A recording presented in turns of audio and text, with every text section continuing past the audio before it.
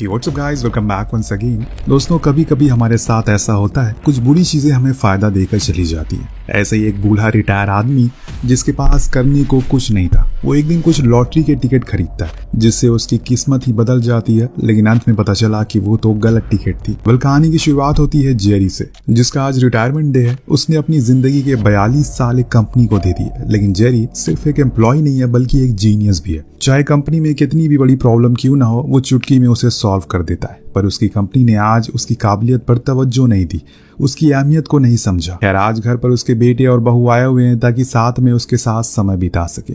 उन्होंने उसे एक फिशिंग बोट भी गिफ्ट करी जिसे वो अपने रिटायरमेंट के दिन अच्छे से एंजॉय कर सके। लेकिन जेरी को इन सब चीजों में कोई दिलचस्पी नहीं है। उसे तो अब ऐसा लगने लगा है कि मानो रिटायरमेंट के बाद उसके अंदर से आत्मा को निकाल लिया गया हो, बस शरीर रह गया है। इस कदर वो अपने आप को खाली महसूस कर रहा है। तब उसकी पत्नी मैरी उसे समझाती है कि तुम्हें इन सब चीजों की आदत पड़ जाएगी, बस थोड़ा सा समय दो। अगले दिन वो अपने अकाउंटेंट स्टीव के पास जाता है। उसे बताता है कि उसे अपनी रिटायरमेंट के पैसों में कुछ खास इंटरेस्ट नहीं आ रहा, इसीलिए उसकी सलाह है कि वो उसे शेयर मार्केट में लगा दे ताकि इसे कुछ रिटर्न तो मिले। लेकिन जेरी को लगता है कि शेयर मार्केट एक जुआ है और किसी जुए में वो अपनी मेहनत की कमाई नहीं लगाएगा।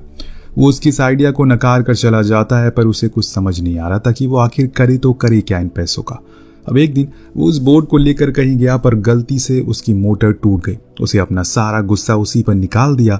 अब ऐसे ही कुछ ना करने पर वो घूमते घूमते टाउन की एक शॉप पर चला गया जहां वो आए दिन कॉफी पीने जाया करता था। पर आज उसका ध्यान शॉप ओनर की बातों पर गया, जो एक लेडी को विनफॉल नाम की लॉटरी के बारे में समझाने की कोशिश कर रहा है, जो सारी लॉटरी से कुछ हटकर सेल कर रहे थे। ऐसे में उन्हें ज्यादा चांसेस मिलते हैं लॉटरी जीतने के। ओनर का कहना था कि जब कंपनी के 2 मिलियन टिकट बिक जाते हैं तो वो उसका रोल डाउन करते, यानी कि रोल डाउन के दौरान अगर किसी को 5, 4 या 3 भी विनिंग टिकट मिलते हैं तो कंपनी उसे अच्छा प्रॉफिट देती है। ये सुन जेरी के दिमाग में घंटी बजती है। वो फौरन विनफॉल के रूल्स और रेगुलेशन को पढ़ना शुरू करता है, एक लंबी कैलकुलेशन करता है जिसके आखिर में उसका जो आंसर निकला वो उसके होश उड़ा देता है। इसीलिए वो फौरन स्टीव के पास गया, उससे कहा कि मैं अब अपने पैसे विनफॉल लॉटरी में लगा रहा हूँ।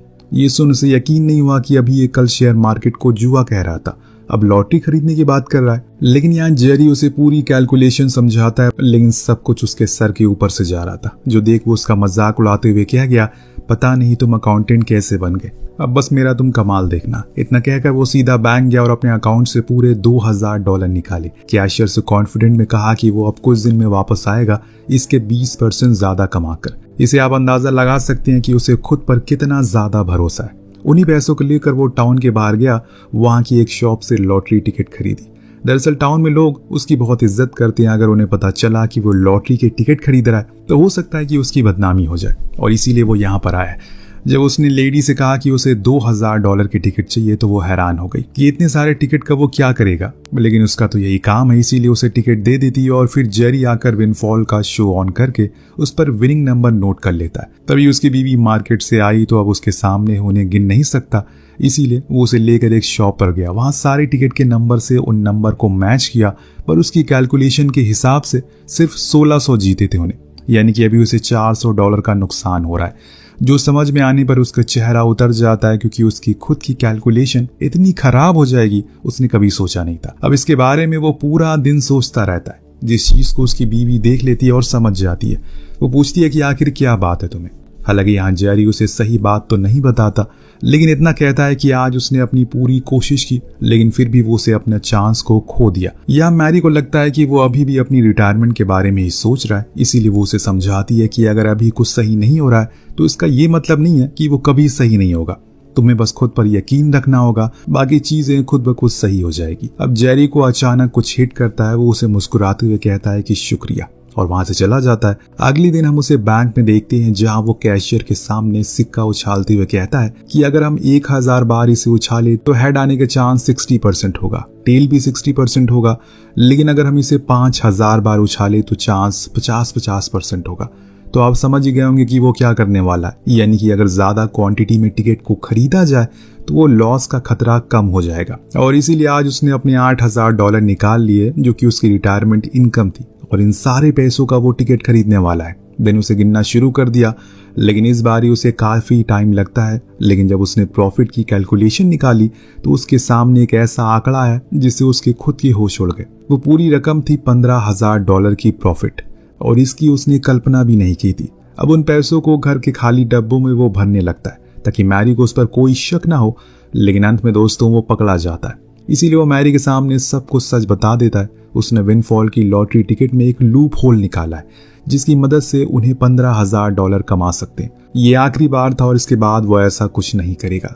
जब मैरी ने वो $15,000 का फिगर मार्क सुना तो उसके कान खड़े हो गए। उसने कहा कि यही तो वो चाहती थी, रिटायरमेंट के बाद उनके पास खूब सारे पैसे हो। पूरी जिंदगी उन्होंने अपने बच्चों की करियर में लगा दी, लेकिन अब नहीं, अब उन्हें खुद के लिए जीना होगा। उसकी ये बातें सुन जेरी को और कॉन्फिडेंट आता है, इसीलिए वो अगले दिन अब मैरी को लेकर शॉप पर गया। लेकिन वहां तो किसी और ही लॉटरी की टिकट सेल हो रही थी। अब और जानकारी लेने पर पता चला कि वो लॉटरी यहाँ नहीं मिलती, उसके लिए उन्हें दूसरे शहर जाना होगा। जो सुन जेरी मायूस हो जाता है, लेकिन मैरी अब दूसरे शहर भी जाने को तैयार है।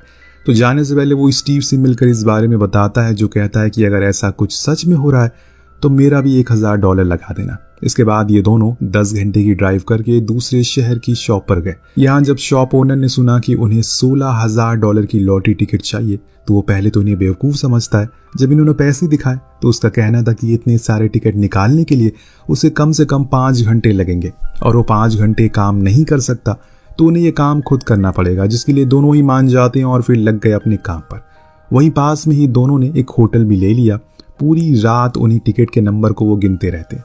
फिर सुबह जब कैलकुलेशन हुई तो 16,000 को साइड करके इन्हें पूरे $21,000 का प्रॉफिट होता है, जो कि बहुत ही ज्यादा था। इन डिजिट को सुनकर मैरी के तो होश उड़ जाते हैं। वो खुशी से पागल हो जाती है क्योंकि उन दोनों की जिंदगी अब बदलने वाली है। अगले दिन ये लोग जाकर उस कंपनी से अमाउंट चेक कर लेते हैं और वापस आने पर मैरी से कहता है वो कि उन्होंने मुझसे एक भी बारी नहीं कहा कि इतने सारे टिकट क्यों लिए। उन्होंने ऐसा कोई हम पर शक नहीं किया। तो वो कहती है कि हम कोई गलत काम थोड़ी कर रहे हैं, लेकिन क्या सिर्फ हम ही हैं जो इस बारे में जानते हैं या फिर कोई और भी है। यहाँ ये लोग इस बारे में बात कर ही रहे होते हैं कि वहीं दूसरी ओर हम टेलर नाम के लड़के को देखते हैं, जो हार्वर्ड यूनिवर्सिटी का स्टूडेंट है। उसका दिमाग आजकल पढ़ाई में कम और इधर उधर की चीजों में ज्यादा लग रहा है, जैसे कि लॉटरीज में। जी हाँ, आपने सही सोचा, यही वो दूसरा शख्स है जिसे पता चल चुका है। इसीलिए वो अपने दोस्तों को भी बता देता है और उन्हें समझाता है कि कैसे वो कुछ ही दिन में इतने पैसे कमा सकता है जितनी की डिग्री मिलने के बाद भी नहीं कमा पाते। बस इसके लिए उन्हें ज्यादा से ज्यादा टिकट खरीदने होंगे जो उनकी किस्मत बदल सकता है। तो वहीं दूसरी ओर पैसे लेकर लौट रही मैरी के दिमाग में एक आइडिया आता है, जिसके बारे में वो जेरी को भी बताती है। दरअसल जब ये लोग इस टाउन में आए थे तो जेरी यहाँ के लोग के लिए कुछ करना चाहता है, क्योंकि ये टाउन बहुत ज्यादा बड़ा नहीं है और यहाँ पर ज्यादातर लोग रिटायर ही रहते हैं। मैरी असल में ये कहना चाहती है कि अगर वो इस टाउन के लोगों के भी पैसे इसमें लगा दे तो उनकी बहुत मदद हो जाएगी। ये सुन जेरी काफी खुश होता है, इससे वो उन लोगों के लिए कुछ कर सकता है, जिसके लिए स्टीव के पास पहुंचा। उसने एक कॉर्पोरेशन रजिस्टर करवाई जिसमें वो सभी टाउन वालों के पैसे लगाएंगे, पर इससे पहले उनसे उसे बात करनी होगी। तो जेरी अब सभी से बात करता है, उन्हें इस पूरे गेम के बारे में समझाता है, जो सुन वो सभी तुरंत ही हाँ कर देते हैं, क्योंकि उन्हें उसकी ईमानदारी पर पूरा यकीन था और भरोसा भी कि उनका पैसा कहीं नहीं डूबेगा। लेकिन ये उन्हें याद रखना होगा कि जितनी जल्दी पैसा आता है उतनी जल्दी वापस भी चला जाता है। अभी तो गहमा गहमी में वो लोग पैसे लगा देते हैं। जेरी अपनी बेटी से भी इस बारे में बात करता है। वो बिना कुछ सोचे समझे पैसे इन्वेस्ट करने के लिए मान जाती है, पर जब वो अपनी बेटी से इस बारे में बात करता है तो वो मना कर देता है, क्योंकि लड़कों को बात असल में इतनी जल्दी कहाँ समझ आती है, खासकर अपने पिता की। अब ये लोग फिर से 10 घंटे का सफर तय करके उसी दुकान पर जाते हैं, पर इस बारी जब बिल अमाउंट सुनता है तो उसके होश उड़ जाते हैं। दरअसल वो पूरे $40,000 के टिकट निकालने लाया था, जिसके लिए उसने रात में भी काम करना होगा। बिल मना कर देता है जब जेरी कहता है कि क्यों ना हम तुम्हारे कस्टमर से पार्टनर बन जाए। अब बिल को कुछ समझ नहीं आया कि वो क्या बात कर रहा है, लेकिन जब उसने इस कॉर्पोरेशन के बारे में बताया तो वो भी मान गया। फिर ये दोनों मिलकर रात भर टिकट प्रिंट करते हैं और फिर उन्हें होटल ले जाकर काउंट करते हैं। इस बारी उन्हें $2 लाख का प्रॉफिट होता है, पर यह सिलसिला यहाँ रुकता नहीं है, बल्कि अब दिन ब दिन अमाउंट बढ़ता जा रहा था। जिन जिन के पैसे लगे हुए थे उनके पैसे बढ़ते जा रहे थे, जो सुन सभी बहुत खुश थे। अब एक रोज उसका बेटा टाउन में आता है और जब उसे पता लगा कि उसके पिता सभी का मुनाफा कर रहे हैं तो उसे यकीन नहीं होता। लेकिन अब वो किस मुंह से अपने पिता को इस बारे में बात कर। पर दोस्तों, जेरी एक समझदार पिता था। उसने खुद ही कह दिया कि उसने शुरुआत में ही कॉर्पोरेशन में 1% शेयर उसका भी रख दिया। जो सुन वो अपने पिता के चेहरे की ओर देखता रह जाता है। तो दोस्तों ऐसे ही जेरी ने अपने बाल सफेद नहीं किए। वहीं एक और जब टाउन वालों की मीटिंग होती है तो उसमें जेरी फैसला करता है कि अब वो इस बार ही $3 लाख का टिकट खरीदेंगे और इसके लिए उन्हें थोड़ी और मेहनत करनी पड़ेगी, लेकिन सभी लोग इसके लिए तैयार थे। वहीं बेली अब इनका भरपूर साथ दे रहा था ताकि ये ज्यादा से ज्यादा टिकट प्रिंट कर सके। इसमें उनका प्रॉफिट भी हो रहा था। अब ऐसा तो हो नहीं सकता कि इधर इतना सब कुछ हो जाए और किसी को पता ना चले। जी हाँ, एक न्यूज रिपोर्टर थी जिसे पता चल जाता है कि एक रिटायर आदमी 10 घंटे का सफर तय करके मिशिगन आता है और हर महीने विनफॉल की लॉटरी टिकट से अच्छा मुनाफा कमाता है। ये सुन उसका बॉस काफी शौक होता है और उसे थोड़ा और पता लगाने को कहता है, क्योंकि उसे हर महीने इतनी बड़ी रकम जीतने पर कुछ शक सा हो रहा था। वहीं एक साइड टेलर ने ही एक बारी में $50,000 का प्रॉफिट किया, लेकिन इसे उसका मन नहीं भरता। पैसों से किसका मन भरता है। अब वो अपने दोस्तों से कहता है कि हमें इन सभी पैसों की टिकट खरीदनी होगी। इस बीच उसका एक हैकर दोस्त बताता है कि उन्हीं की एक जैसा ग्रुप है जो इस लूप होल के बारे में पहले से जानता है। उसे इससे काफी सारे पैसे भी निकाल लिए। अब ये सब वो सिर्फ 2 ही स्टोर से कर रहा है। जो सुन टेलर हैरान था, वो इतने सारे टिकट काउंट कैसे करते हैं। तब उसका दोस्त कहता है कि हो सकता है कि अभी वो उसी स्टोर पर हो। वहीं जेरी और मैरी अपनी एनिवर्सरी सेलिब्रेट कर रहे थे कि तभी एंट्री होती है वहां पर टेलर की, उसके दोस्त की, जिन्हें देखकर ये दोनों थोड़ा सा डर जाते हैं क्योंकि आधी रात को यहाँ भला कौन आएगा। पर टेलर आते ही कहने लग जाता है कि अब बस करिए, इस एज में आप कितना काम करेंगे। पर जेरी को ये बात अच्छी नहीं लगती, कोई आकर उसका मजाक उड़ाए। वो उसे जाने को कह देता है। तब टेलर उसे एक ऑफर देता है, उसने जितने भी पैसे कमाए हैं वो उसके ग्रुप में लगा दे, क्योंकि उसके पास पूरी आर्मी है और ऐसे उसे मेहनत भी नहीं करनी पड़ेगी, बस घर बैठे बैठे पैसे मिलते रहेंगे। पर जेरी उसकी एक नहीं सुनता और उसके मुंह पर नकार देता है। तो वहीं रिपोर्टर इस लॉटरी कंपनी के हेड से बात करके उसे बताती है कि आपको पता है कि हर महीने एक रिटायर आदमी आपकी लॉटरी से लाखों कमा रहा है। ये सुन बॉसेस कहते हैं कि हम हर साल लाखों पैसे डोनेट करते हैं, तब तो आप मेरे पास नहीं आती। आज एक रिटायर आदमी कुछ पैसे कमा रहा है तो आप भागते हुए मेरे पास आ गई। अब धीरे धीरे करके अब सभी अपने अपने पैसों को इधर से उधर लगाना शुरू करते हैं, जैसे कि एक ट्रैक्टर वाला जो खुद की एक शॉप खोल लेता है। वहीं शॉप ओनर अपनी शॉप की साइड में एक गैस स्टेशन खोल लेता है और स्टीव ने एक स्पोर्ट्स कार भी खरीद ली। ये सब कुछ सिर्फ जेरी के दिमाग की बदौलत हो रहा था। अब यहाँ से कहानी में कुछ ट्विस्ट आने वाले थे, क्योंकि जब जेरी कॉफी पीने जाता है तो वहाँ पहले से ही टेलर बैठा था, जिसे देख उसने फिर से कहा कि वो पहले ही मना कर चुका है, वो उसके ग्रुप को ज्वाइन नहीं करेगा। तो टेलर उसे धमकाता है कि वो हार्वर्ड यूनिवर्सिटी का स्टूडेंट है, अगर वो उस तक पहुंच सकता है तो तुम्हारे उन लोगों के अकाउंट तक भी पहुंच सकता है जिनके तुमने पैसे लगाए हो, और फिर उन्हीं पैसों को उसी पर इस्तेमाल कर देगा। उसकी इस धमकी में जेरी आ जाता है और उसी रात में वो एक मीटिंग करता है जिसमें वो सभी को बताता है कि अब विनफॉल कंपनी में कुछ चेंजेस कर दिए, इसीलिए वो कोई भी लॉटरी अब नहीं खरीद सकते। इतना कहकर वो वहां से चला जाता है, लेकिन शॉप का ओनर उसके बेटे को सब कुछ बता देता है क्योंकि उसने सारी बातें सुन ली थी। अब वो अपने पिता के पास जाकर उनसे कहता है कि वो नहीं चाहता कि वो कुछ कॉलेज स्टूडेंट से डर कर हार मान जाए, क्योंकि उसने कभी भी उन्हें ऐसे हारा हुआ नहीं देखा। यही सेम चीज मैरी भी कहती है, और जब तक वो दोनों साथ हैं हर मुसीबत का हल निकाल लेंगे, जो होगा देखा जाएगा। इतना कहने के बाद ये दोनों फिर से बिल की शॉप पर जाते हैं और टिकट को खरीद लेते हैं। इस बारे में जब टेलर के दोस्त उसे बताते हैं तो वो गुस्से में चीजों को फेंकने लगता है, क्योंकि उसकी धमकी का यहाँ कोई असर नहीं हुआ था। पर उसका दोस्त कहता है कि अगर वो खेलता है तो उसे खेलने दो, अगर एक ही गेम में 2 ग्रुप होंगे तो पैसे बढ़ जाते हैं, जो चीज टेलर नहीं चाहता, इसीलिए उसने अपना दिमाग लगाया। विनफॉल अपनी टिकट की रोल डाउन तब करता है जब उनके 2 मिलियन टिकट सेल होने वाले होते हैं, और ऐसा हमेशा महीने के अंत में होता है। तो अगर वो उससे पहले 1 मिलियन टिकट खरीद ले तो ऐसे रोल डाउन जल्दी हो जाएगा, फिर जेरी को टिकट खरीदने का समय ही नहीं मिलेगा। जो सुन उसका दोस्त कहता है कि $1 मिलियन का टिकट खरीदना कोई हलवे की बात तो है नहीं, इतने पैसे हमारे पास आएंगे कहाँ से। अब टेलर अपने अमीर बाप के कुछ दोस्तों से मिलता है और उन्हें इस आइडिया के बारे में समझाता है। अब दोस्तों हर कोई जल्दी पैसे कमाना चाहता है, इसीलिए वो सभी मान जाते हैं इन्वेस्ट करने के लिए। इसके बाद अब टेलर अपने सभी दोस्तों को शहर के अलग अलग हिस्सों में भेज देता है ताकि वो हर जगह से टिकट खरीद सके।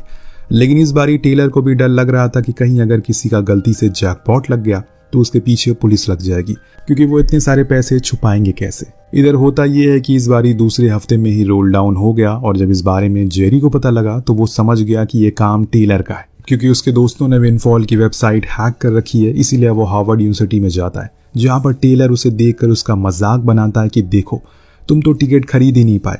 लेकिन जेरी उसकी बात का बुरा नहीं मानता, बल्कि उसके दोस्तों से कहता है कि तुम लोग इतने बेवकूफ हो, इस लड़के को खुद का बाप बना लिया तुमने। क्या फायदा हुआ इतनी बड़ी यूनिवर्सिटी में पढ़कर जब खुद का कुछ तुम कर नहीं पाए।